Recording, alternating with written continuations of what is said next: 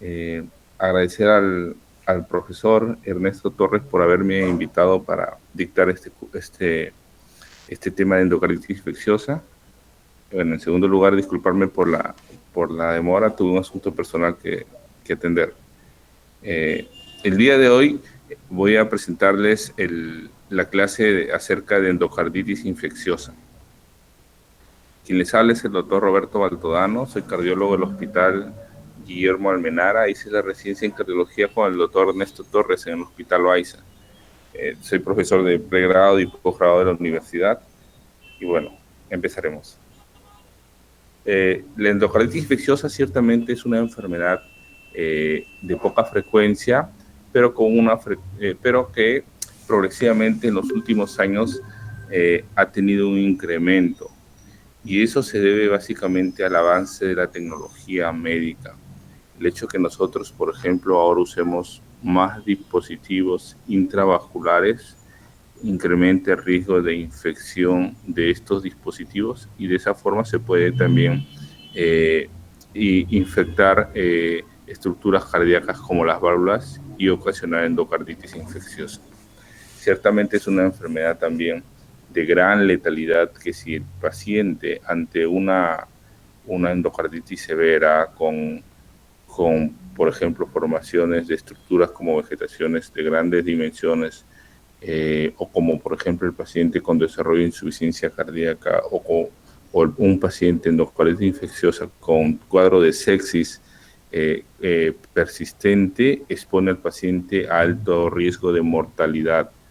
Y entonces tiene que intervenirse quirúrgicamente. Quiere decir que si el paciente no es atendido, tiene una endocarditis infecciosa y no es atendido en un centro de alto nivel en el cual se puede hacer intervención quirúrgica, es probable que pueda desarrollar la historia natural de esta y llegar a fallecer.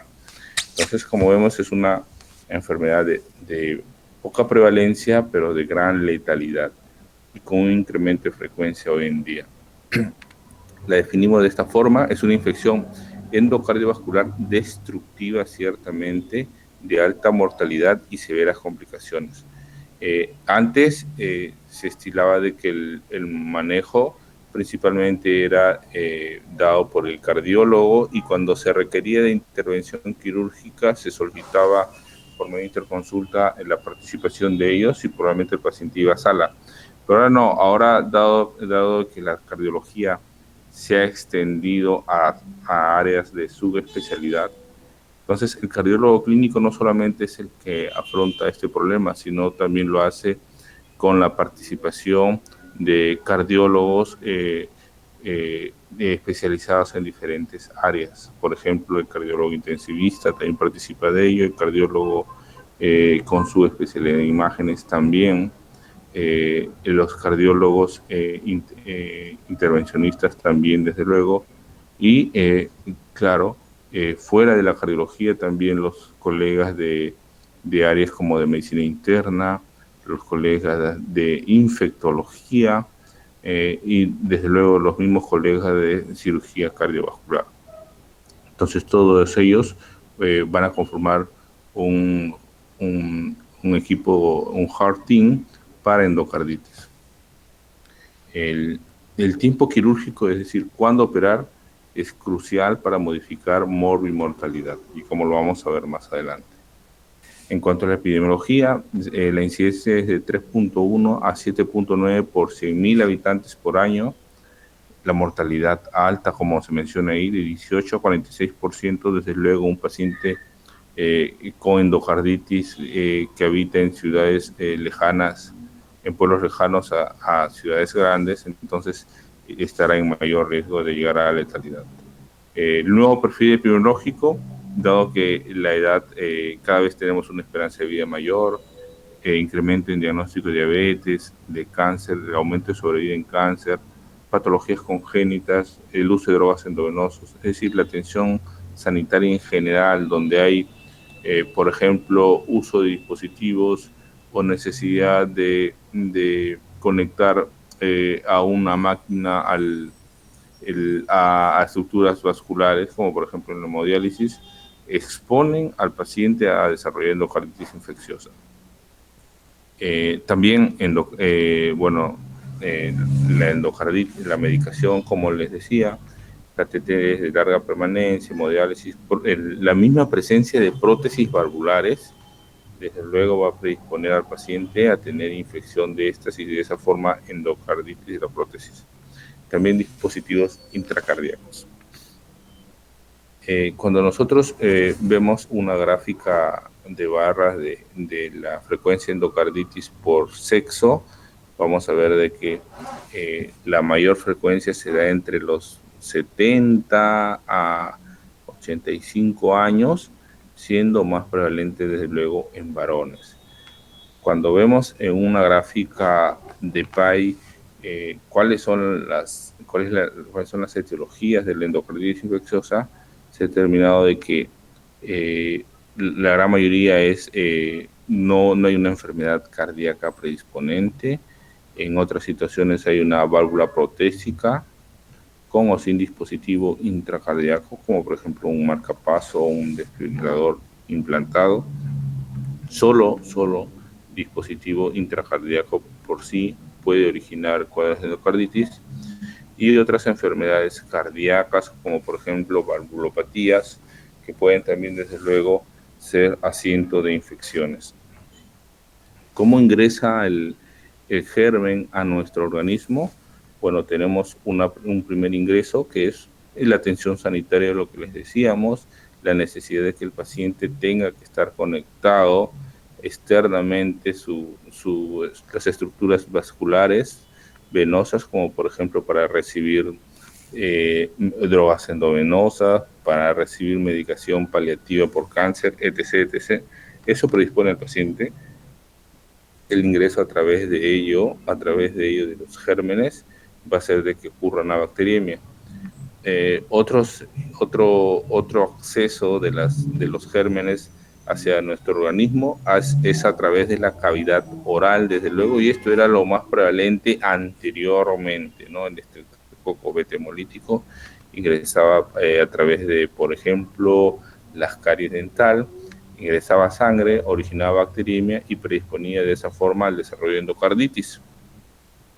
También una causa conocida es el uso de drogas parenterales, drogas ilegales parenterales, en las cuales no se realizan ninguna medidas de asepsia, y de esa forma es un fácil acceso de las bacterias hacia nuestro organismo. Una vez que se origina la bacteriemia, la presencia de erosiones a nivel valvular va a ser un asiento perfecto para estas bacterias, y estas bacterias en un inicio, claro, se adhieren a la estructura, a la superficie endocárdica. Entonces, en un inicio va a haber adherencia, luego las bacterias van a persistir, dado que el paciente no está recibiendo cobertura antibiótica, van a persistir en la zona, se van a proliferar, y al proliferarse, se agregan junto con células y elementos sanguíneos. De esa forma vamos a ver nosotros la expresión de una imagen irregular, una imagen ovoidea irregular, es una masa pequeña que tiende a crecer. A esto llamamos nosotros vegetación. Dado que esta masa pequeña tiene bordes irregulares, entonces esto va a predisponer a que estos se desprendan hacia toda la economía, y de esa forma podamos tener embolismos sépticos. En cuanto a la clasificación de endocarditis, hay varias formas de clasificarla.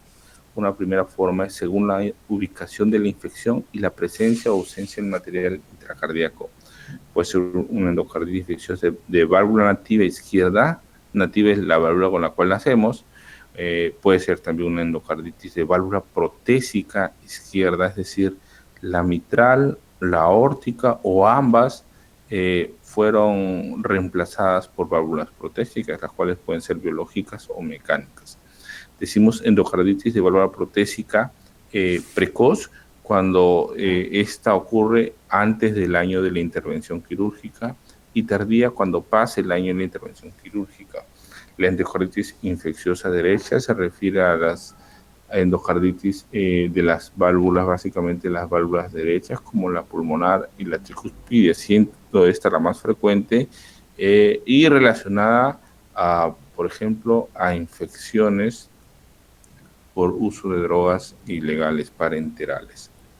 Desde luego la endocarditis relacionada también a dispositivos tipo marcapaso, desfibrilador o resincronizador, que son dispositivos, son, si queremos llamarlo en términos simples, son cables que viajan a través del sistema venoso para alcanzar la cavidad interna cardíaca, cavidades intracardíacas, habitualmente cavidades derechas, y por ahí puede ser una de las formas en las cuales puede haber una infección de tipo endocarditis.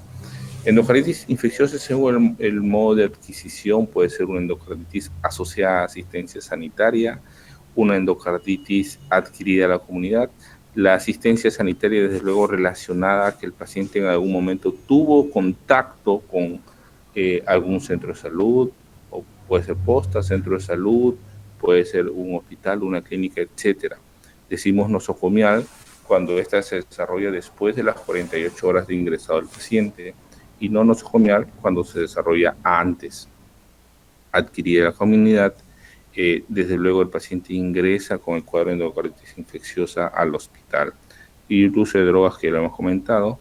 Endocarditis infecciosa activa es cuando el paciente presenta fiebre persistente y hemocultivos positivos o morfología inflamatoria activa descubierta en la cirugía.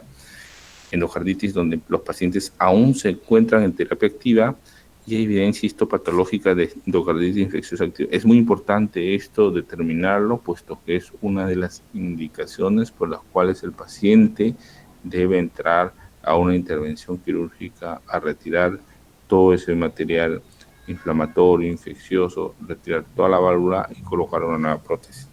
Definimos recurrencia cuando la repetición de episodios de endocarditis es causada por el mismo microorganismo menos de 6 meses después del episodio inicial. Y reinfección cuando es una infección con un microorganismo diferente, o la repetición de episodios de endocarditis infecciosa por el mismo microorganismo, pero esto ocurre más de 6 meses del evento inicial. Esas son las diferentes formas de clasificar una endocarditis. A grandes rasgos, si es una endocarditis izquierda o derecha, o si es una endocarditis de válvula nativa, es la cual, decir, con la cual nosotros hacemos, o de válvula protésica. La etiología de la endocarditis va a depender de la región. Bueno, en el primer mundo, digamos, Europa o Norteamérica, dado que la asistencia sanitaria es mayor, es decir, hay más, digamos, se es más invasivo en cuanto a que se crean más accesos vasculares por la razón que sea. Entonces, ante ello, se va a incrementar la frecuencia endocarditis infecciosa, particularmente por un germen, como lo vamos a ver acá, por el estafilococo aureus, En cambio, nosotros, aún como en épocas, como en décadas anteriores, aún tenemos mayor prevalencia de ¿qué cosa? Del estreptococo betemolítico del grupo Viridans. ¿Sí? Entonces, el primer mundo más, los más frecuentes, estafilococo aureus, Norteamérica, Europa. Nosotros aún con una epidemiología en la cual se muestra al estreptococo betemolítico como más prevalente en endocarditis infecciosa. En etiología hablamos de la estafilococo aureus, 27% casi, estafilococo coagulase nativo en 9.7% de los casos, el estreptococo betemolítico oral el 18.7%, pero esta es epidemiología, como les dije, europea. Bueno, vamos al diagnóstico. La presentación clínica es la historia clínica es variable. El diagnóstico ciertamente es un desafío. El paciente invariablemente, en el 90% de los casos, va a tener esta expresión clínica de fiebre y la presencia de un soplo cardíaco reciente, un soplo cardíaco nuevo en el 85% de los casos. De ahí importante de que nosotros a los pacientes que hospitalicemos a hacer una ocultación comprensible, es decir, adecuada, completa, de tal forma de que podamos notar si hay presencia de soplo o no. Uno, y en la evolución del día a día, ver si es que hay una aparición de soplo, que no lo había, o si el soplo que se tenía inicialmente se incrementó, y eso se asocia al contexto clínico de fiebre, de malestar general, etcétera, o de disnea, que nos haga sospechar de la instauración de un cuadro de endocarditis infecciosa. Los estigmas clásicos son cada vez menos frecuentes, es decir, los fenómenos inmunológicos, los fenómenos embólicos son menos frecuentes. ¿Y esto por qué? Porque, bueno, ahora el acceso sanitario, digamos, es más difundido. Entonces, en zonas de selva, por ejemplo, zonas de selva o zonas de sierra, existen lugares alejados, postas médicas, centros de salud, donde los pacientes ya pueden ir recibiendo cobertura antibiótica. Es decir, estos estigmas clásicos los veíamos cuando el paciente está días, semanas sin antibióticos. Los fenómenos embólicos ocurren en el 30% de los casos, siendo los órganos afectados cerebro, pulmones, vasos. Los ancianos e inmunosuprimidos hacen habitualmente un cuadro atípico, dado que su respuesta inflamatoria es diferente. Los hallazgos clínicos y de laboratorio: fiebre en la cabeza, una temperatura mayor de 38 grados, y la presencia de un nuevo soplo, en el 48%, hemorragias en astillas, nodo de Osler, lesiones de Janeway, manchas en retina, efectos embólicos, en menor proporción y cada vez menos, lo vemos con menor frecuencia. Dentro de los exámenes de laboratorio, los marcadores de respuesta inflamatoria, desde luego, van a estar incrementados. Ahí la proteína C reactiva, la velocidad de sedimentación glomerular, son los marcadores que ciertamente van a estar incrementados, pero estos lamentablemente carecen de especificidad, teniendo una alta sensibilidad. Nuevamente, la presencia de un nuevo soplo cardíaco regurgitante y la fiebre, que es el signo más común. A ello, ¿qué podemos agregar? ¿Qué otra sintomatología? La disnea. Complicaciones de endocarditis infecciosa, falla cardíaca congestiva, es decir, hablamos de la expresión clínica de disnea en el 50-60% de los casos, más si se trata de una insuficiencia aórtica, es decir, la infección, la presencia de vegetación se da a nivel de la válvula aórtica, en mayor proporción va a originar disnea. La embolización se va a dar principalmente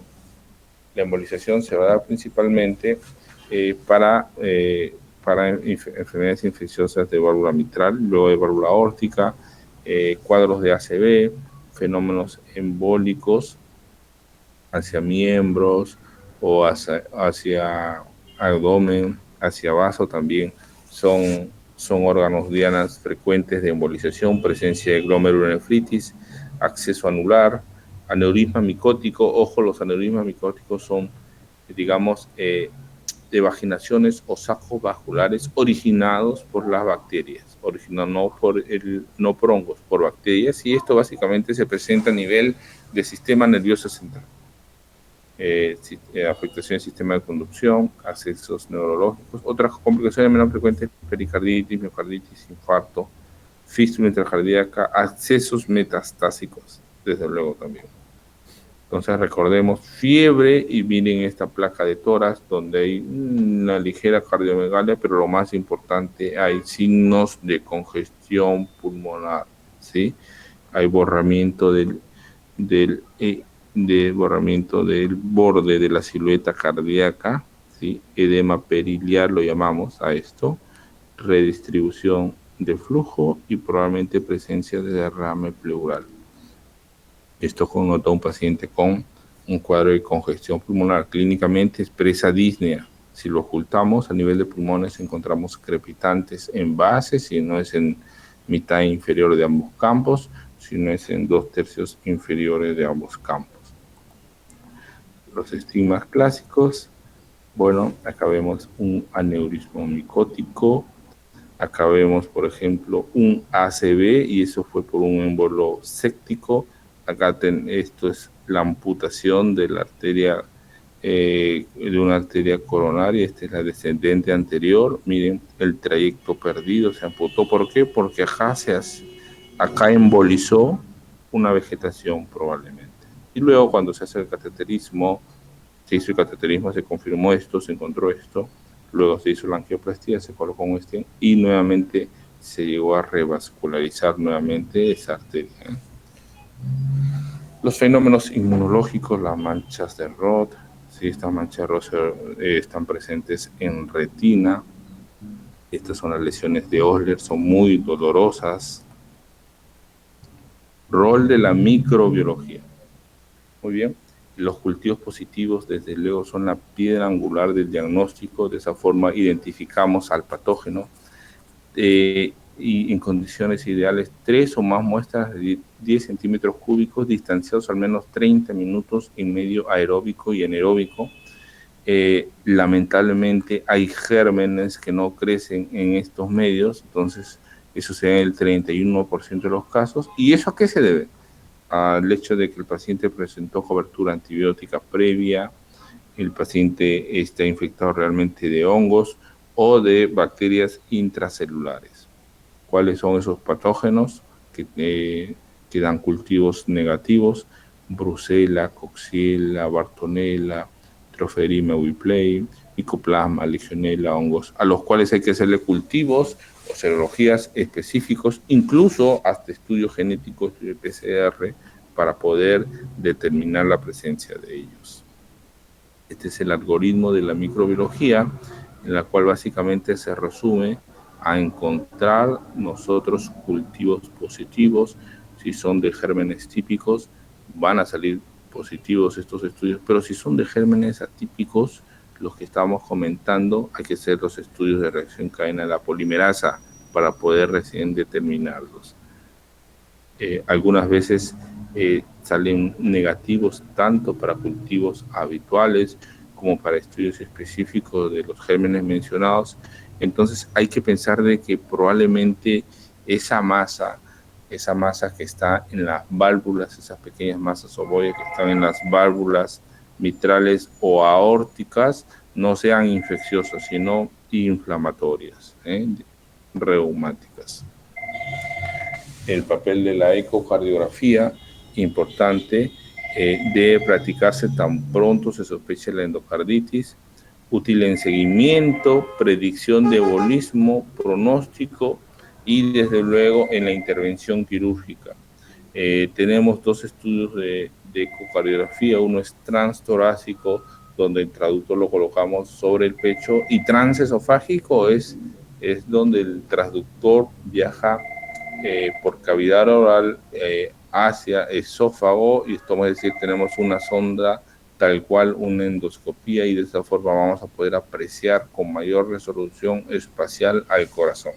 Desde luego, entonces, esta es la forma más sensible y más específica, la ecografía transesofágica. ¿Cuáles son las lesiones de la endocarditis? La vegetación, el acceso, el pseudoneurisma, perforación, fístula, aneurisma, dehiscencia. La vegetación, les decía, es una masa infectada. El acceso es una masa, pero alrededor de la válvula. Este es en el anillo. Esto es el anillo. Esto es sobre los velos de la válvula. Esto es sobre el anillo. El pseudoneurisma es sobre los velos, es una cavidad perivalvular, también es una evaginación. La perforación, el velo se rompió. Entonces hay comunicación de un lado a otro de las cavidades.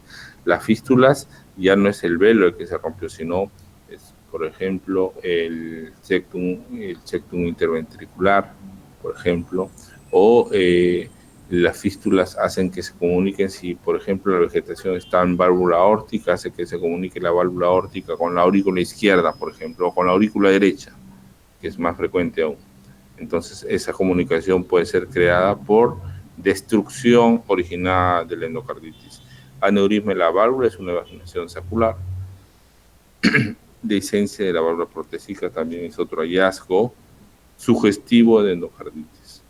Y acá vemos, por ejemplo, este es un estudio transtorácico, donde vemos, este es el ventrículo izquierdo, esta es la aurícula izquierda, entonces esta es la válvula mitral, este es el ventrículo izquierdo, esta es la aorta, entonces esta es la válvula aórtica. ¿Y qué apreciamos acá? Que en esta válvula aórtica hay presencia de dos masas ovoides, de bordes irregulares, de movimiento casi independiente, y eso pues objetivamente decimos que son presencias de vegetaciones sobre la válvula aórtica ciertamente grande. Además de ello, esta es la válvula aórtica, esta es la válvula mitral, miren cómo abre y cierra, este es el velo posterior y este es el velo anterior. Si ustedes ven de forma más detenida, a nivel del velo anterior, acá hay una solución de continuidad, y esta solución de continuidad es nada más y nada menos que una perforación del velo anterior. Lo vemos acá en color, es lo mismo, pero con color. Este flujo turbulento amarillo es lo que nos dice la presencia de insuficiencia aórtica, y acá miren, ese flujo turbulento amarillo nos habla de la presencia de insuficiencia mitral a través de la perforación. Este es un estudio transesofágico donde vemos ya posición anatómica, aurícula izquierda, ventrículo izquierdo, entonces esta es la válvula mitral, esta es la válvula aórtica y la aorta. La válvula aórtica aparentemente sin hallazgos patológicos, pero la válvula mitral sí. Miren, debe cerrar así, pero esta masa ovoide que vemos acá, bordes irregulares, es la presencia de una vegetación. Este es un estudio transtorácico también, dirigido para ver aorta, tronco pulmonar, rama derecha, rama izquierda. Acá está la válvula pulmonar, esta es la aorta, válvula pulmonar, tronco pulmonar, rama izquierda, rama derecha, rama izquierda. Entonces vemos sobre la válvula pulmonar, acá, presencia de masas ovoides pequeñas, sobre el tronco de la arteria pulmonar, miren, acá también ven como si fueran aretes, y sobre también las ramas, sobre todo esta rama izquierda. ¿Y esto a qué se debía? A que acá había la presencia de un ductus arterioso, entonces ahí había una endarteritis por ductus arterioso persistente, habían vegetaciones en el tronco de la pulmonar, y había vegetaciones a nivel de la válvula pulmonar. Cuadro de endocarditis severa. Lo que les decía, las vegetaciones, miren cuánto miden las vegetaciones, estas evaginaciones son aneurismas saculares. Esta es una prótesis, y miren, acá hay una abertura entre la prótesis y el tejido del paciente. Por esta abertura, dehiscencia, es decir, se sentaron unos puntos, entonces no está sellado como acá, mire, acá está abierto. ¿Qué va a significar ello? Que por acá va a haber fuga perivalvular. ¿Y por qué se dio eso? Por también insuficiencia. Muy bien, cuando hay sospecha de endocarditis infecciosa, inicialmente hacemos una transtorácica, ecografía transtorácica, pero en la gran mayoría de veces, si la sospecha persiste, si la transtorácica es positiva, si es no diagnóstica, si hay presencia de prótesis, igual el paciente, la gran mayoría de veces, va a una ecografía transesofágica. Y algunas veces hay que repetir esta transesofágica, a los 5 o 7 días cuando sale negativo. Los criterios modificados de Duke, tenemos unos criterios de endocarditis infecciosa, estos son del año 2000, donde nos habla de la presencia a grandes rasgos, vamos a aislar cultivo, aislar el germen con cultivos, o la evidencia en afección endocárdica, esto con estudio de imágenes, son los criterios mayores. Criterios menores, predisposición a tener endocarditis, enfermedad cardíaca, uso de fármaco, inyección, fiebre, fenómenos vasculares comentados, fenómenos inmunitarios también comentados, de evidencias microbiológicas que no cumplan cultivo del primero, son criterios menores. ¿Cómo hago el diagnóstico? Con dos mayores hago diagnóstico. Un mayor y y 3 menores, hago diagnóstico, y 5 menores, hago diagnóstico. Y el diagnóstico es posible cuando hay uno de acá, de los mayores, y un menor, o 3 menores. En 2015 se modificaron estos criterios para agregar los criterios de imágenes del PET-CT, SPECT-CT. ¿Qué pasa? Que los pacientes portadores de prótesis mecánicas o biológicas, cuando se hace la exploración ecocardiográfica en busca de la endocarditis, en esta exploración por la técnica, por el uso de ultrasonido, se van a generar muchos artefactos, así sea transtorácico o exploración transesofágica. Hay muchos artefactos, entonces muchas veces no nos permite definir si hay inflamación, infección o no. Estas técnicas sí lo hacen. Miren cómo definen inflamación, zonas calientes, y es así como se agrega a estas imágenes como criterios mayores. El algoritmo, eso ya lo hemos comentado. Vamos al tratamiento. Hay que hacer una cobertura antibiótica empírica, STAT, pero antes de iniciar la cobertura antibiótica hay que hacerle cultivos a los pacientes. ¿Qué consideraciones tenemos que tomar para escoger, para seleccionar el antibiótico adecuado? Porque acuérdense que es empírico, no hemos aislado el germen aún. Hay que ver si el paciente tomó antibióticos previos, si es nativa o protésica, el lugar de infección, importante también.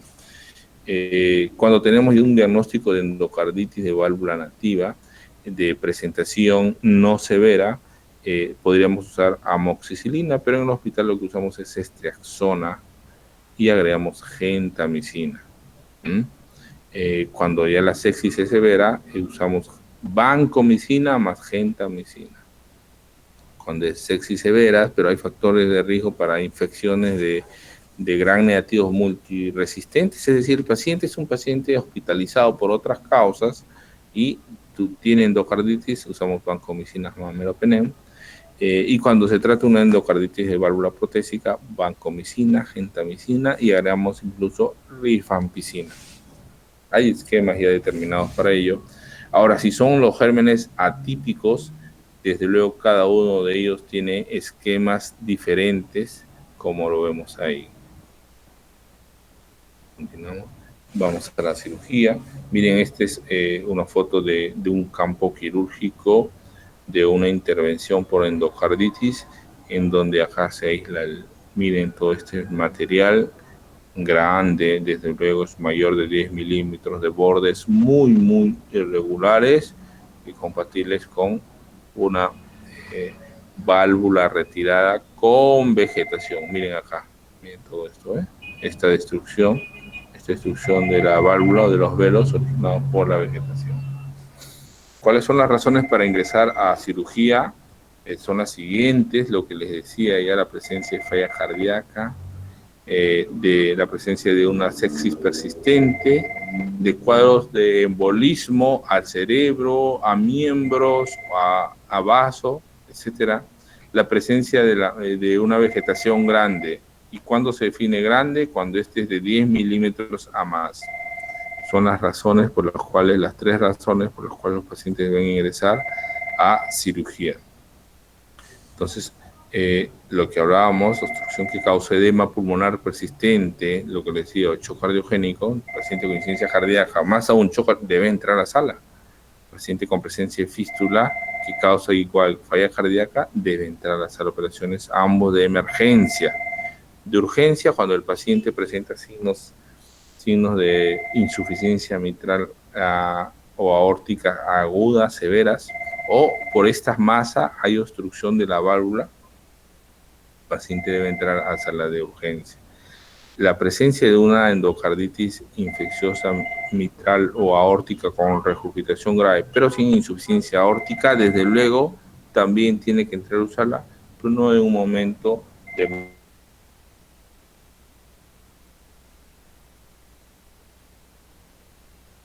también tiene necesidad de entrar a la sala cuando tiene alto riesgo de embolismo, y esto es cuando pasa la vegetación en 10 milímetros, y ello asociado o a estenosis de la válvula, estenosis severa, o a regurgitación severa. Entonces, conclusiones, es una enfermedad rara, letal y epidemiología distinta. La fiebre y la falla cardíaca son la presentación habitual. Los criterios diagnósticos nuevos son con técnicas como PET, SPECT-CT para los casos de prótesis mecánica.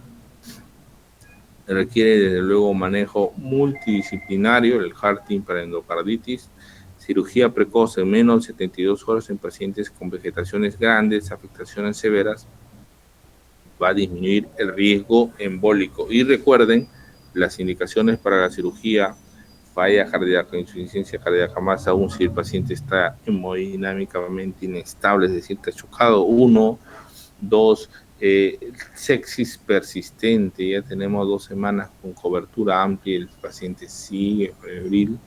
Y 3, alto riesgo de embolismo, y eso por la medida de las vegetaciones de 10 milímetros a más. Muy bien, muchas gracias. Si tuvieran preguntas, les voy a agradecer.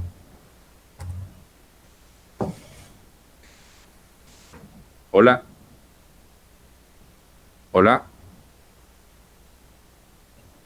Hola.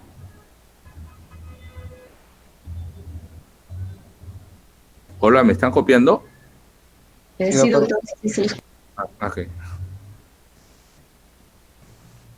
¿Pregunta, muchachos?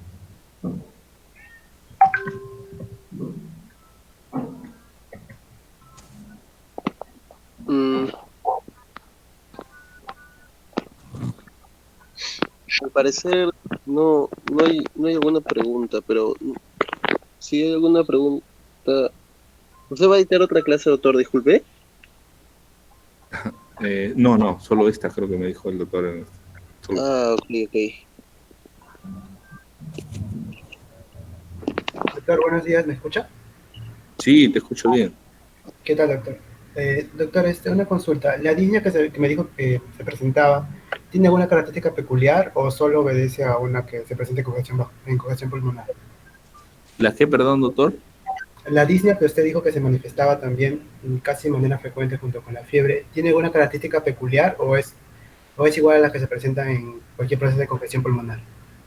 Sí, la disnea sabemos ya sabemos muy bien su definición, la sensación de falta de aire. Bueno, lo que puede variar es el grado de severidad, desde luego, y si hay un compromiso de congestión pulmonar leve, probablemente la disnea sea a grandes esfuerzos, pero si el compromiso pulmonar es difuso o hay un edema agudo del pulmón, el paciente va a estar con disnea en reposo y va a requerir la asistencia de oxígeno, ¿sí?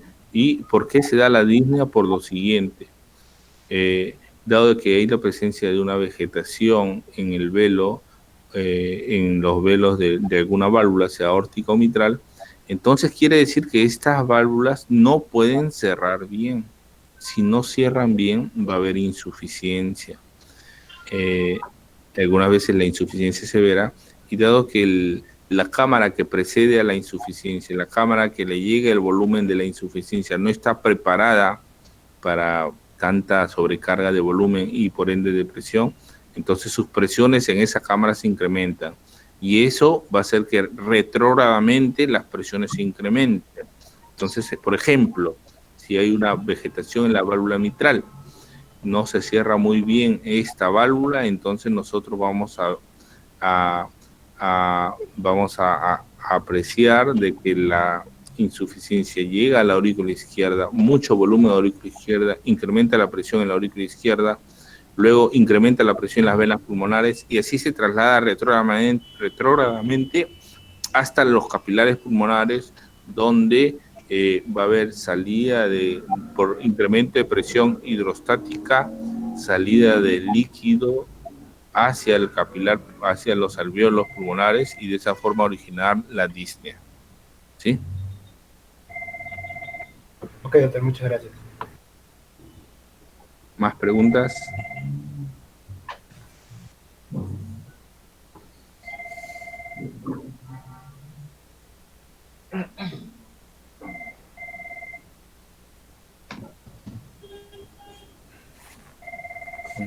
Muy bien.